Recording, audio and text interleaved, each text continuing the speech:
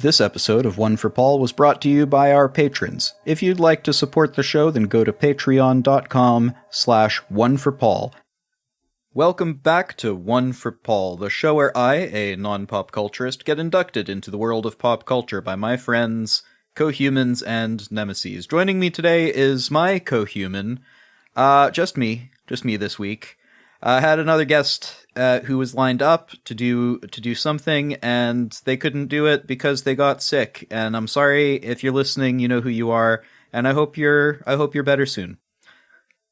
So welcome to the Legend of Cabbage, the story of a put-upon cabbage merchant in the Avatar universe who just can't seem to catch a break.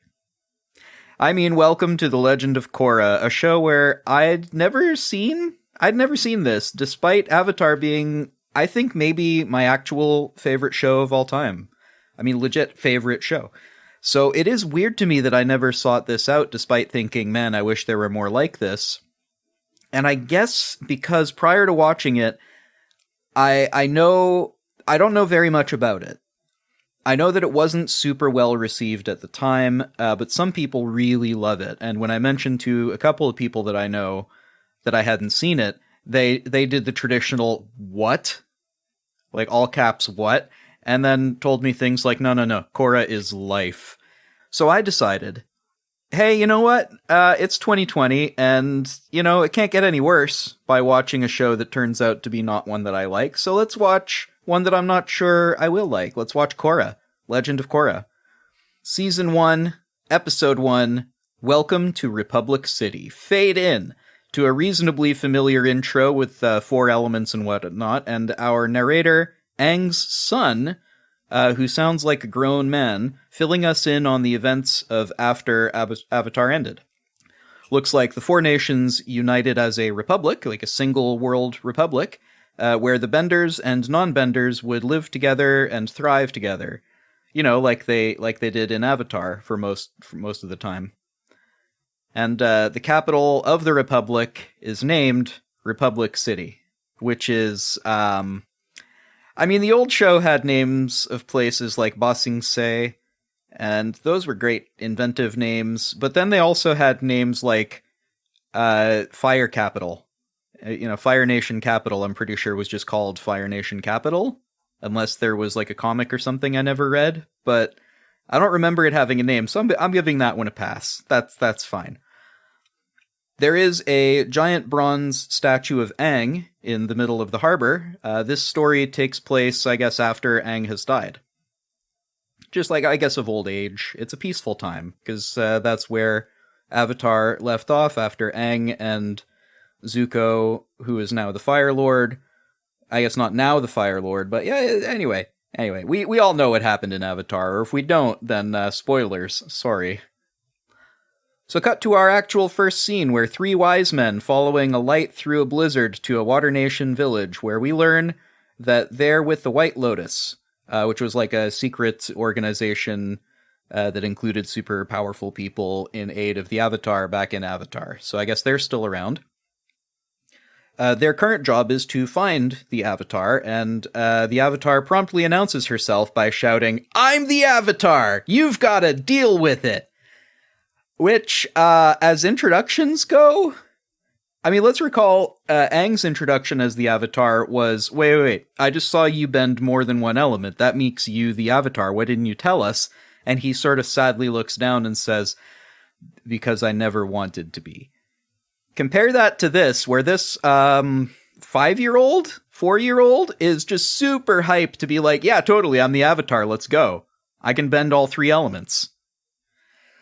She can't do air yet, but that's understandable, I guess, because what we learn later. But, I just tonally, I'm like, I don't know who she's talking to even. Like, is she talking to the audience? Maybe she's talking to the audience, because, like, the Avatar is a girl this time, deal with it. I don't know if I needed that to be, because I'm quite happy to have a lady Avatar. I think that's a really cool direction to take it in. No reason the Avatar has to be a boy.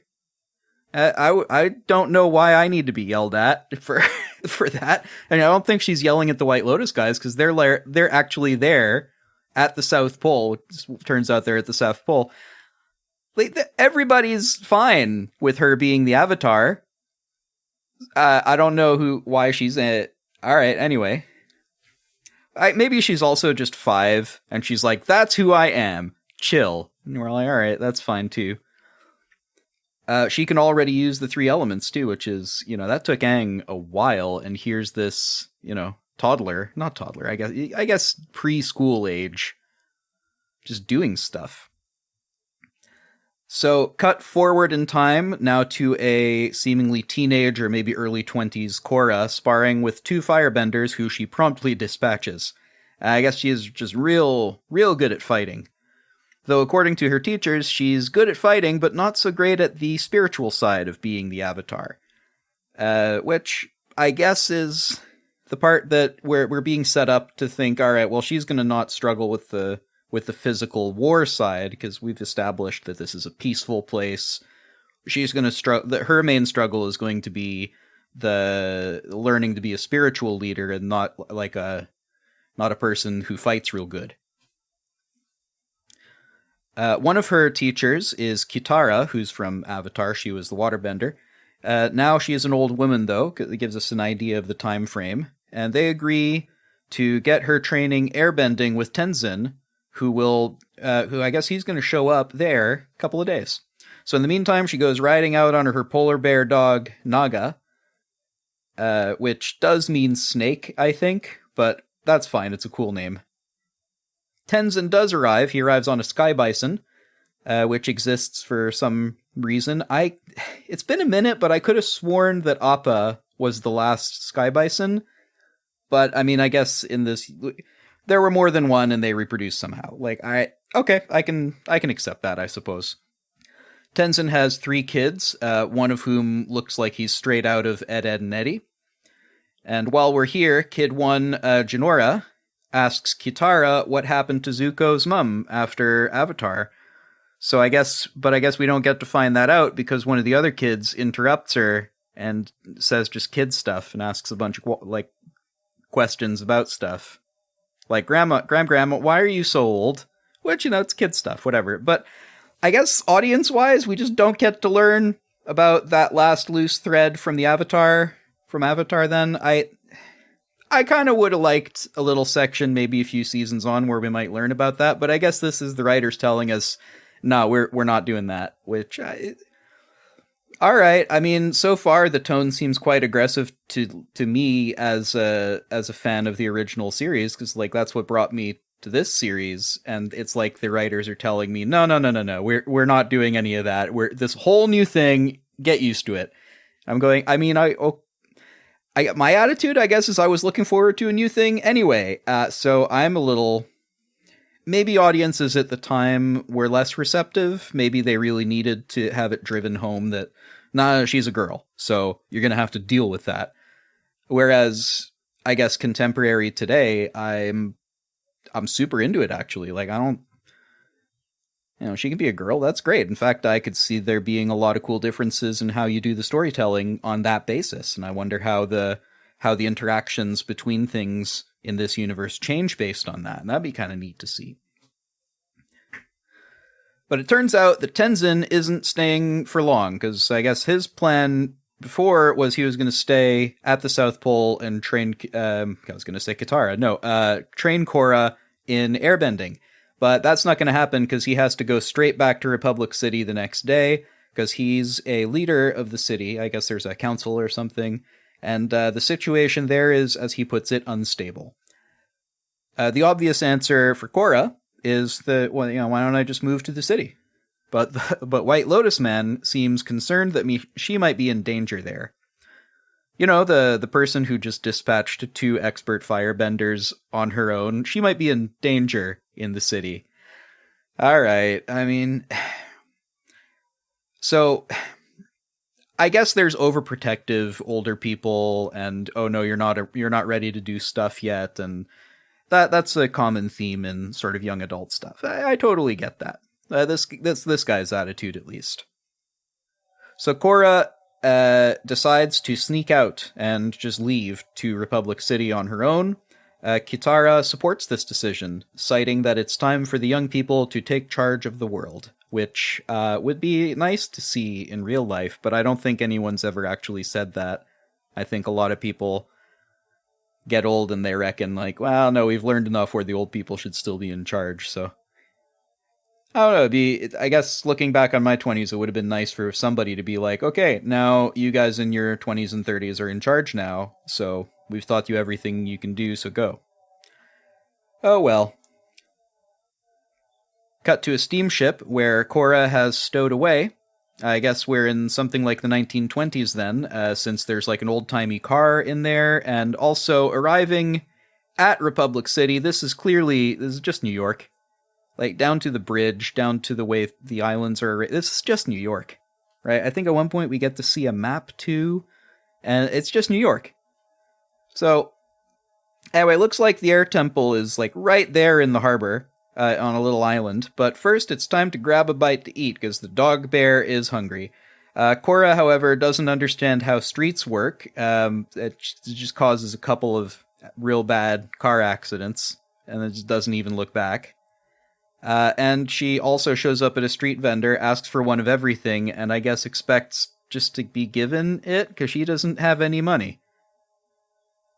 Vendor is not terribly impressed, of course, so in an attempt to get something to eat, Korra goes fishing in Central Park. I mean, whatever this park is called. Republic Park? It's probably called Republic Park. Everything's Republic something. And she meets a colorful homeless guy while there. So she gets an education in... Yeah, well, I thought that everybody in the city was living it up. And, the vagabond man is going, well, all right, welcome to the city. This is what it's like. When she's told off by a police officer, Korra does the only logical thing and just runs away.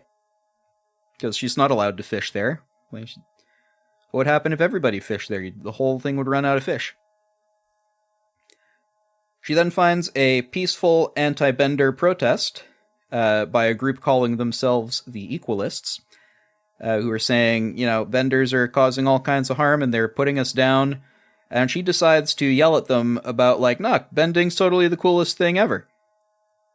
So the crowd turns against her because, of course, she's a bender, and she sort of vaguely threatens them, or she's sort of goaded into implying that she might harm them for saying what they're saying. So she's really not good at politics or speaking or understanding argumentation, which you would have thought in her education as an avatar.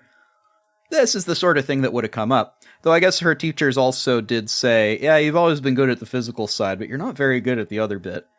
And, it's not that she doesn't care, it's that it doesn't come naturally to her, and like a lot of naturally talented people in one area, they really do neglect a lot of the other stuff that would round them out in their skill set. And I totally get that. And I like this aspect of her. It feels like it's going to lead to a lot of cool developments later, like she's not going to get in trouble by fighting, she's going to get in trouble by running her mouth or something. And that's going to cause all kinds of stuff where it's like, well, the whole city doesn't like me now, and it's not like I can fight people not liking me. Not with firebending. Cut over again to Korra, who is lost somewhere and asks for directions to the air temple. But some gangsters show up to collect their protection money, and these guys are benders, and they're using their bending to extort people, and I guess they're part of a gang called the Triple Triads. So Korra decides to intervene in this, and the gangsters bend at her, and this goes about as well for them as you'd expect. Though in the fighting, Korra does a whole lot of property damage. She earthbends the public street, which can't be... that's going to take a minute to repair. Even with bending, probably it takes a minute to level it out and all that. She flings one of them through a shop window, and as the gangsters try to escape in their car, Korra causes the car to crash through another shop. So the police show up to arrest the gangsters, but also arrest Korra, because she just did all that property damage. So, she should be arrested and questioned for, what the fuck were you doing? So now she decides the only logical thing to do is to flee from the police, causing yet more property damage as she does so, and also just kicks one of the officers in the face as he tries to apprehend her, and puts up a wall of ice in front of another guy. So finally they do catch her by using a blimp and grappling at her. Oh yeah, there's blimps in this universe, which I'm always in for a good Zeppelin, frankly. I'm always in for a good Zeppelin. That's a t-shirt.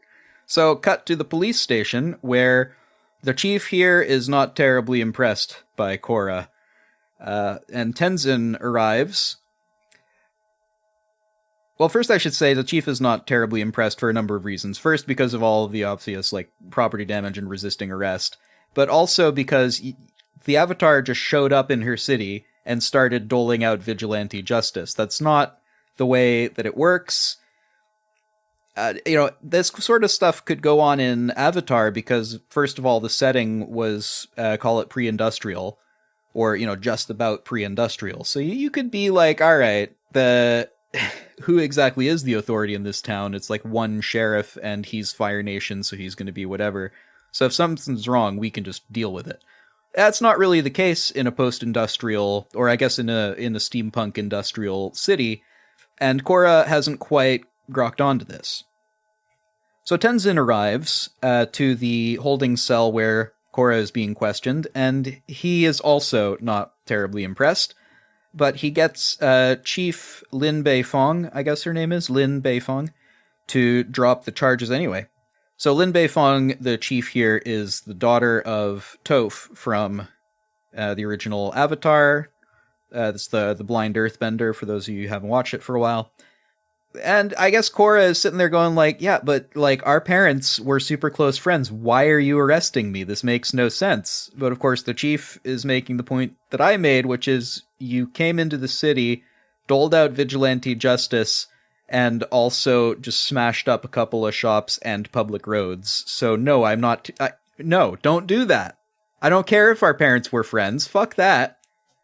So Tenzin convinces the chief to drop all the charges anyway, because he'll pay for it. And the chief agrees to this, because I guess the political flack for arresting the Avatar, or imprisoning or putting on trial the Avatar, has got to be kinda... That's going to be a little dicey, but yeah, you want to talk about... You want to give political ammunition to people who think that you got, you're putting down on them and you got privilege over them. Also, turns out the Avatar can't be arrested or held responsible for her actions. So, yeah, I mean, I could see that coming back to bite them. I don't mind this stuff so much if this stuff is going to come back and bite her, but it's weird that our hero did all this bullshit. So, in the conversation with Tenzin, Korra believes that from what she saw of the city, it is totally out of whack, which she's concluded after, one day of wandering about the city. So, for reference, the exact reason that Tenzin wanted her to stay away in the South Pole for a while longer, because the situation was unstable, and she gets there and goes, dude, the situation here is real unstable. What he should say is, yeah, I know. That's why I wanted you to stay at the South Pole. I'm perfectly aware that it's I use the word unstable to you. Yet somehow he is convinced that Korra is needed here for, I guess he just changes his mind, or over the last couple of days, however long it took to get to Republic City, he's been giving it some thought anyway. So it's not clear exactly what his reasoning is, but he decides to let her stay, and he's going to teach her airbending at the little island compound that they got in the middle of the harbor. Also, his kids are there, and they all hug, and the dog bear hugs them and Tenzin. Reluctantly, it looks like, hugs it out with them, and hooray. Hooray, the hero is where she's going to be for, I guess, the next season or something. So, or at least a couple episodes, who knows.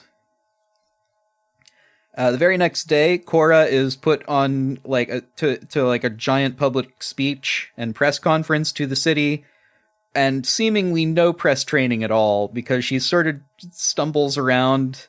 Someone just put her on a platform, put her on a lectern there, and just put some mics around and said, just answer some questions, I'm sure it'll be fine. Which, alright, I don't know if that's ever been a good idea, but that's fine. Cut to Amon, the guy from the Equalist poster. The poster had like a dude in a mask or just a kabuki mask looking thing on it. So he was the guy on the peaceful protest sign and literature, I guess, and he's got this intense, threatening voice, like some sort of evil man, and wears a mask and a hood like some sort of evil mask hood man. And that's how we know that he is now the big bad guy for the show. And that's just as well because this is where the episode ends. So, fade to credits. This is so different to Avatar The Last Airbender. It feels so different. So first off, I really like the idea of a young woman being the Avatar. I've said that a couple of times here, but I want to stress again, I really, really like this idea of let's not follow the 12-year-old learning how to grow up. Let's follow the young woman learning how to be an adult and how the world works. That's kind of a neat thing. I also like the possibilities of the new setting through, like, honestly, 1920s New York. It's not a compelling setting on its own for me personally, but it's, I totally get it, and I'm in. It's a cool setting. I like the sort of the industrial tilt to it, where a lot of what used to be done by benders is now done by technology. So I love this in a lot of ways. Though, I gotta stress again, it's weird to see the Avatar being presented as this vigilante, out of control criminal, effectively, who like just assaults people for the crime of trying to arrest her for assaulting people, and she resists arrest. And I don't know, I guess I preferred it. I go on a lot about this one scene because that's a lot of character development in a short amount of time. I guess I'd have preferred it if she dispatched the gang members without damaging stuff and still got told off for vigilantism. Like that would be the whole running away from lawful authority seems out of place for this character. Like if she had beaten the guys to the ground without any like shop window busting or without any running away from the police could still have shown up and been like, yeah, listen, thanks, but next time, just call us first, okay? Like, at that point, she could be like, it was self-defense, I was defending these guys. And she go, okay, yeah, but listen, next time, don't, right? Don't, because these guys, maybe some sort of police procedural tilt to it, where the police are like, the fact that you took vigilante justice means we're less likely to get a conviction, because we're a society of laws, and, like, if you want to be a witness, fine, tell us what happened, we'll investigate it, we'll arrest them, and you can show up and be a witness. That's great, do that next time. But don't do this shit. Like, that would have been a nice telling off, as opposed to, you broke the fucking street open, who the fuck is going to pay for that? You? Moving away from that, the change in setting also strikes me as a way to set up a story where violence is not going to solve the world's problems. Like in Avatar, the threat was literal war. So when you have to fight, when people are going to be firing guns at you, you kind of have to defend yourself with violence. That's the way it works. Korra's threat seems to be the balance of the world, whatever that is. But I mean, that's the problem, isn't it? Because I don't know what is being balanced here exactly. So until they clarify that, I don't know what the stakes are, and I don't know what her motivation is. Other than, I guess we must learn later what it is. But like, it seems like if you're going to say the city is out of whack, it would be nice to know what it looks like when it is in whack. Like, what does in whack look like? So after episode 1 of Avatar, I knew exactly what the conflict was going to be going forward, who the main characters are, and the sort of earnest character of the storytelling that was established, right?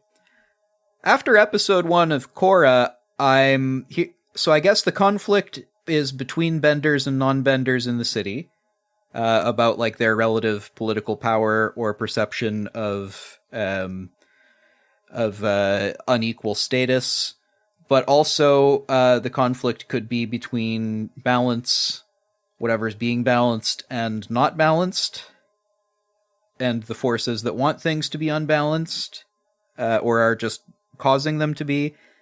And then there's also an authority versus freedom, maybe, but that's not being shown very well because, again, I'm harping on about this, but again, it's not that she's less free, it's that, like, no, don't bust up people's shops and expect them to be cool with it, even if you did catch the guy, and even then, it's not your job, right? If you want to be a cop, join the force, that would be great. We'd love to have the Avatar as a police officer, probably.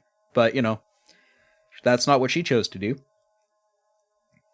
And then I'm not sure who our main characters are, even, besides Korra and Tenzin, maybe the police chief, who I quite like, but also I only think she might be a main character because she's introduced as Toph's daughter, and she was a main character in the previous show.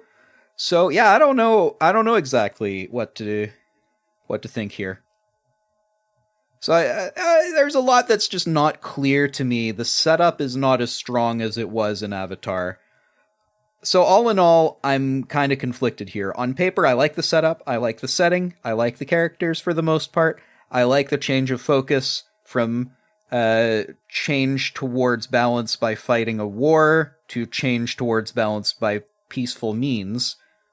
But the details are kind of putting me off. Like, I did end up watching a bunch more episodes in season 1 after this, full disclosure, but I may cover a few of those episodes later on too. But for now, I can say that after this first episode, I'm kind of not sure what I'm watching, and I hope that the somewhat clumsy intro leads to something a bit more substantial later on.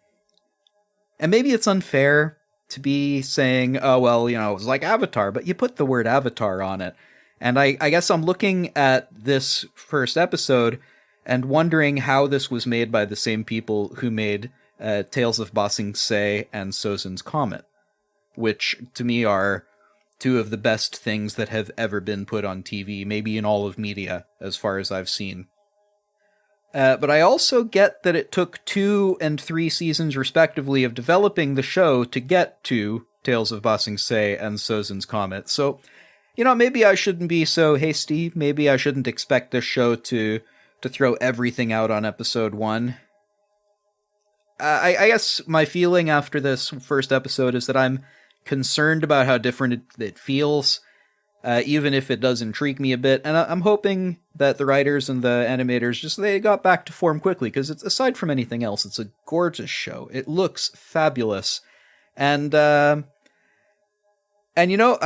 hoping it gets good, because I'm planning to watch some more of it.